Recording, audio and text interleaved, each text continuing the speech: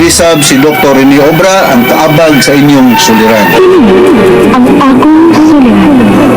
Kini ang akong suliran.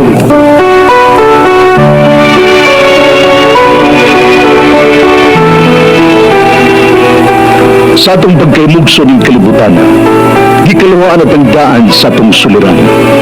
Ang suliran mo'y kabahin sa itong nadlang panginabuhian. Aba na doon ay suliran na dili mo mapasan nga ikaw ra. Nagkinahanglan kag katabang naroon sa pagsumbad ni ini. Nagkinahanglan kag kahayag na may ulandag sa mga nahuna. Ug tungod ni ini, natawag kini nga itong tulumanon na naguluhan. Kini ang akong suliran.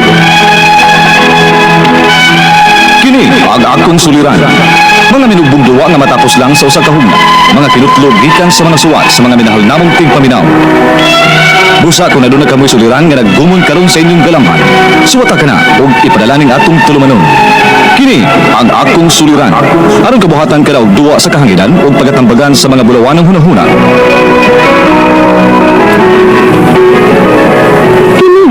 Ang akong suliran. Kini ang akong suliran. Sinumat ni Teresa Tirul Surya, ubos sa direksyon ni Ingrid Miss Iver Tudaso. Dalit kaninyo sa RMN Drama.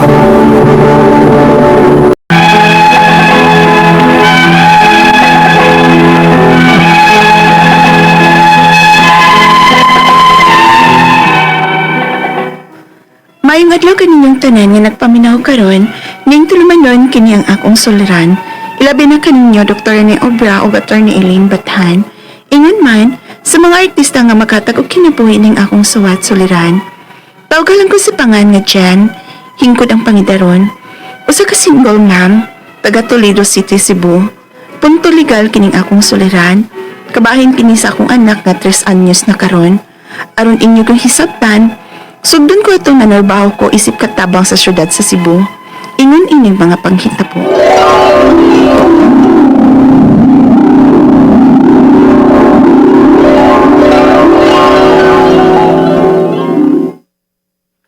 Jen, Ay, na ako'y bisita ron. Palihog paglutog tulo ka putahe nga sudan ha. May karne pa man kahata diha. oo sir. Napay pundo sa ref, sir. Okay. Tulo ka putahe ha. May bino ko ba diha? Murag na pa man to, sir. Wa pa man tumahurot pag Pasko. Ang mga laki din ang imong mabisita, sir. Kay mag-inuman mo. Hibaw ka na, Jen. Basta wa si ma'am ni mo kumubiyahe na usap o man ko makapanhi sa bahay o akong kainom. Amigo ra gud nako. Di man sa masuko si ma'am ni mo basta anil ako sa bahay mag-inom kauban sa akong mga amigo. Kaysa ako'y moadto sa bahay sa akong mga amigo, di ba? Maugid, sir. Mas safety ka din sa bahay ninyo. Kaysa adto ka sa gawas. Unya, mahubog ka. Mag-drive pagit ka pauli ni mo. Simbak ko pala madisgrasya ka. Mao yun ay gikabalakan ni ma'am ni mo na ako. No, sige na. Pagluto na. Ang amo niyang para sumsuman, ha? O, sir. Ako na'y bahala, anak, sir. Bitaw pa rin, mao. Kamusapam ka na sila mahuman nag-inom para makatuwa ako, eh. Umata pa ba ako sa iyo, ugma? Kaya maghatod ako sa anak nilang sir sa eskwelahan. Ita ka ni, eh. Mao yun na.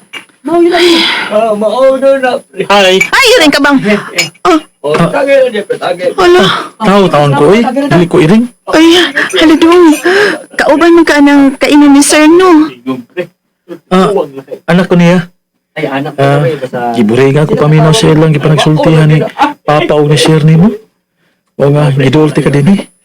Kaya nakita mo ka din sa kusina. May inom sab ka? Murag batan kong pamangka, uy. Batanon ba gud eh? Mao-mao naman siguro tag idara. Pagwang lang tingali ka na ako gamay. Gamay rasab, no? Huwag mo ko mainom. Ipakuyugan rin ni mama na ako si Papa. Kaya in kaso ko noong mahubog, nga ako nga makapulis sa pag-drive. Mausad bitaw. Delikado ginang mag-drive na hubog. Mao gini kanunay nga ipahimang no sa akong ma'am kang sir ay. Kining nag-istorya na mga kita. Ila-ila na lang ta. Ako di si Ronel. Nakailan na sila si Sir Nemo sa mong pamilya. Ikaw? Jan. Tawagan ko og Jan. Miga na ta? Pwede na ko mangayo sa cellphone number ni mo? ha?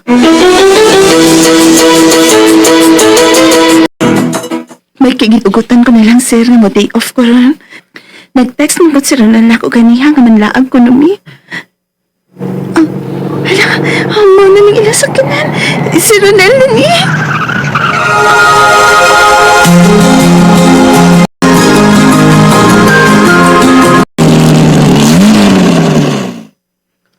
Hala, kanang uunsa din yung lugar Ronald, uy.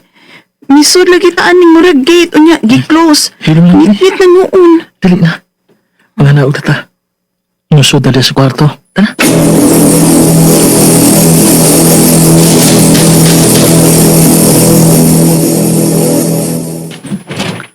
Ulo, unsa man ning gidad-an ni man ako, uy. Ingko man laag pa. Nel? Jen. Ronel, unsa nang magbuhat ako? Naibog ako ni mo diyan. Una pa lang tayo nagkakita. Kaya ba ako nga nagkagusto ka sa ako?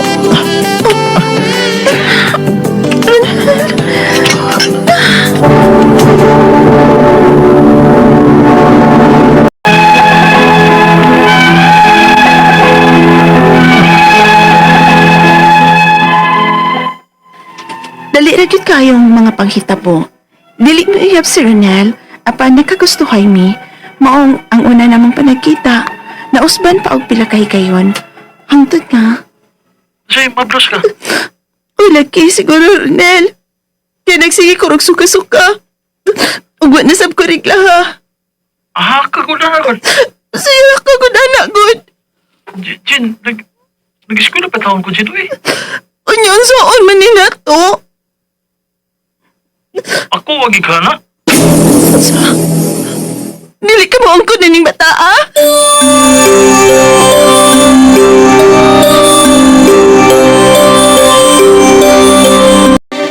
Ginoo ko ni mo, Jen. Nagpabuntis ka lang sa og lalaki nga way klaro. Ano man yung taon? Masalo ako ninyo, ma.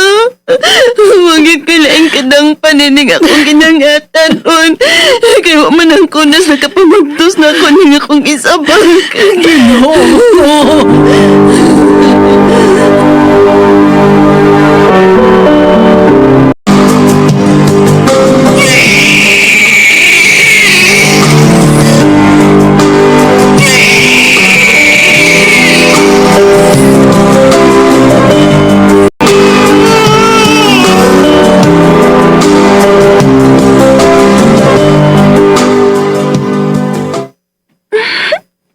Kagwapo sa kong baby nga natug, uy.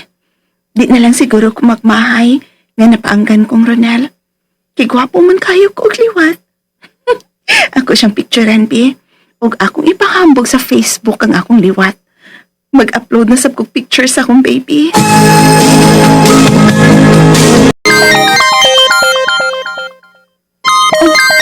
Sigaw, sige. Hello, Gao. Gaw, nanganak na di ay ka? Nakakita ba yung inahan ni Ronel sa inyong anak sa mga pictures kay mong i-upload sa Facebook? Liwat ko nung kaayong Ronel. Unsa? Ug matod niya, willing silang musustento sa bata. Basta mapamatud-an gyud kang Ronel ng bataa. Oo, kay o mapamatud-an gyud kang Ronel na musustento ko na sila sa bata. Unsaon man nga mutuo sila nga kang Ronel ning akong anak, ha? Ipa-DNA test ko no. Ha? DNA test?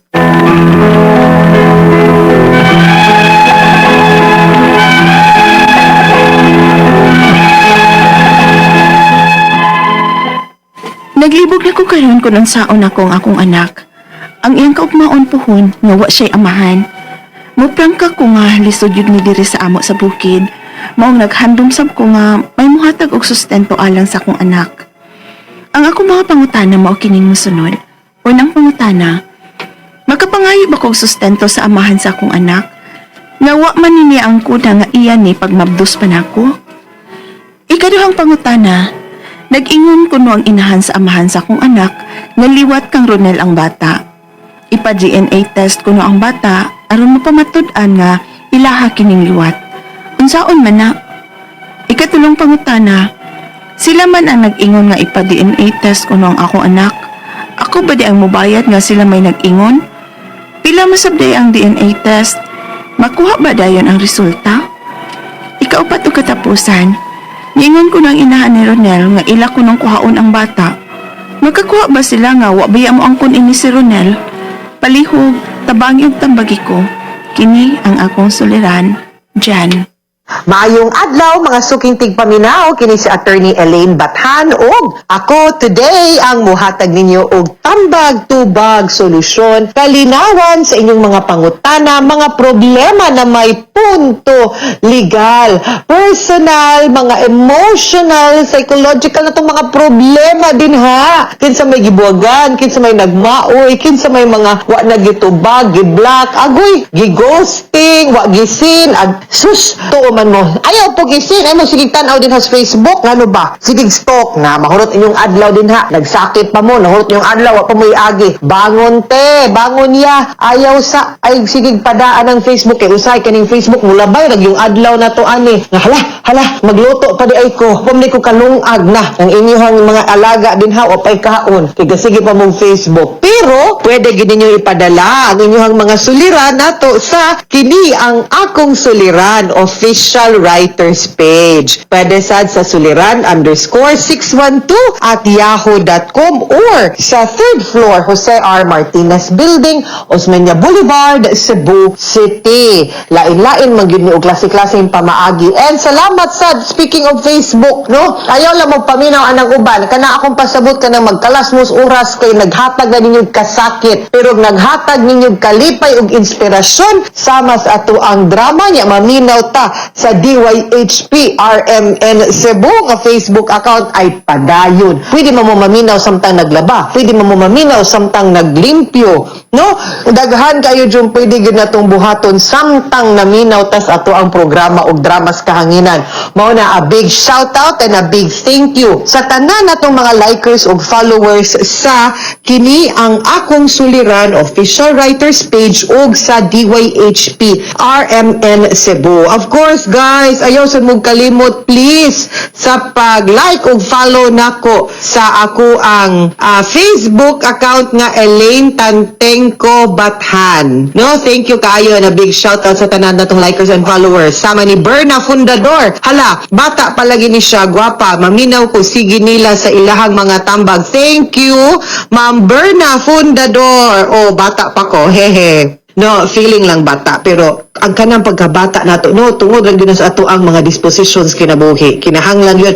Positive vibes only. Positive vibes always. Naara gyud tatanan din ha, no? And atong greet ni Be, kisa maning atong ipag-greet diri guys. Si Dodong Rosario Sasil, hello, kumusta mong tanan din ha? Naman ni magsigig ko andiri, uy, mag-pop up nga kanang mga messages ba nga kana gani magsigig. So na ang hagad murag kani na compromise ning ilahang mga account unya kay di man ko ganahan nga magsigi mo kuan ako ato ning i-block be. Kinsa pa man ni ato ang mga likers and followers no, silang Meg Masardo, hello, Ma'am Marlina Fortuna, Ray Villamera, attorney i-greet sa ko si mong radio program DYHP. Gi-greet na tika Ray ha. Also kang Jericho Rafaela ang malipayong kasing-kasing adunay mahayag ug matahom nga panagway. Agoy, thank you. God bless you more, Attorney Elaine. God bless you too, Sir Jericho Rafaela. Kang Marlene Cadalio Dayday. Hello. Kung kang Andesel Galieros Alagon. Kung kang Venetia Bacasmas Mahingata. My friend Jaja Batiang Herodias of Camotes. Hens Taiga. Kang Ma'am Beverly Padua de los Reyes. Kang Elma Atos. Kang Flor Landuay Subalan. Ay Taguse. Arlene Dalaget. Ingon day si Ma'am Flor. Wow, kagwapa ni Ma'am. Oy, pa-shout out ma'am from Iligan City. Kada adlaw kong mamati ninyo ma'am nga kini ang akong suliran. Thank you Ma'am Flor Subalan and also kang Ma'am Julie Apaem. Ato ang letter sender guys karong adlaw. Atong taguon sa pangalan nga si kasi nga to letter sender be. Oh, yes, taga Toledo City si Jen. Hingkod ang panigaron, single mom. Kabahin sa iyahang anak na 3 years old. No? Kay ang iyahang anak, no, naglibog siya kay wa man kuno ni kaugmaon sa iyahang amahan, no, unya lisod po dito sa ilahang bukid na kaning sometimes kung di lagi gyud ta andam ba sa ato ang pagkaginikanan, mabutang kita gid ani nga situation nga mapugos gid ta, no, ug paningkamot. Pero this is not to say or to blame you, no, because ako para nako ang bata grasya, and that it will change your life, no, it will change your lifestyle, pero wa pud nag-ingon nga wa pud gyud pag-asa, because everything will always give us hope, no, and kana will always give you kanang pagkabaang kanang bata, will always give you direction sa kinabuhi nga magmatarong ka kay naanay kay pakanunon, no, mo ni. So una niyang pangutana, pwede ba kuno siya mga sustinto sa amahan sa iyang anak nga wa man niya ang kuna katong namabdos siya. Okay, well, una sa tanan para makahatag siya og sustento kay wa man niya ang kuna, wa po'y pangan unless natay other proof, no, we will have to file a case para sa paternity nga ipaangko nato niya nga siya'y papa. Now there are many ways, no, Jen, kung unsaon na nato na pagprobar. Una, of course, kung naay copy sa birth certificate or baptismal ba nya ingon man ka nga wala ang kuna, no, so maybe wa na din ha. Kaduha, wa ba gyud makahatag maski piso sa una o unsa ba, or wa bay mga text or unsa nga makaingon nga ni angkon siya, no, are there any other documents or ebidensya nga pwede nato gamiton nga mapakita nga basin di ay, no, ning angkon ni siya, no, sa iyahang pagkapapa sa bata. So kung wala, sige, then there's another way through blood examination or DNA test also. So kana mo resort gyud ta din ha para ma-prove sa nato nga siya'y papa. Ug ma-prove na nato nga siya'y papa, of course, easily di naman siya kanigar, naa na gyud sa iyaha, no, ang responsibility nga mo suporta sa bata kay siya naman gyud ang na-proven nga papa sa bata. Okay? Now, ikaduhang pangutana. Nag-ingon kuno ang inahan sa papa sa iyahang anak nga nagliwat kang Ronel ang bata. Alangan siya gyud papa. No, ipa-DNA test kuno ang bata aron mapamatud-an nga ilahang kaliwat unsaon man na. Muadto gyud tag ospital. I am not to di ko kibawg asa at taga Toledo City, no? Maybe we can try to go sa kaning mga ospital diri Cebu, no? Chongwa Hospital, Perpetual Socor Hospital or UC Med. Mo man ni Cebu Doctors Hospital, kaning upat mo man ni mga dagko nga ospital, and to assist for DNA testing nga makatabang didto, or maybe Vicente Soto, no? Kaning di nato ni smulo ng ato ang provincial and government hospital nga state of the art pud baya ni sila ha, nga makatabang og tambang nato kung pwede ba naana ba ni ang DNA testing. Ako din ning i-check ha kay labi tay mga daghang mga pangutana kabahin ani if there is already a medical department in these hospitals nga muhatag. Kung wala, I'm sure naa sa Manila nga muhatag og DNA testing. Swab ra gyud na, dili swab nga kanang COVID ha, kanang murag cotton buds lang iana dinha sa imuhang kilid, sa imong ba nya pakwaan dayon ka og specimen diha, no, through that. And then kana wa gyud na di na ikalalis ang DNA test kay ang kaning ato ang mga DNA unique man gyud sa ato ang mamagpapa, no, so 100% gyud na di na gyud na manigar. Ikatulong pangutana, sila man ang nag-ingon nga ipa-DNA test ang akong anak, ako ba di ay mo bayad nga sila may nag-ingon pila man sad ang DNA test, makuha ba dayon ang resulta? Not right away, but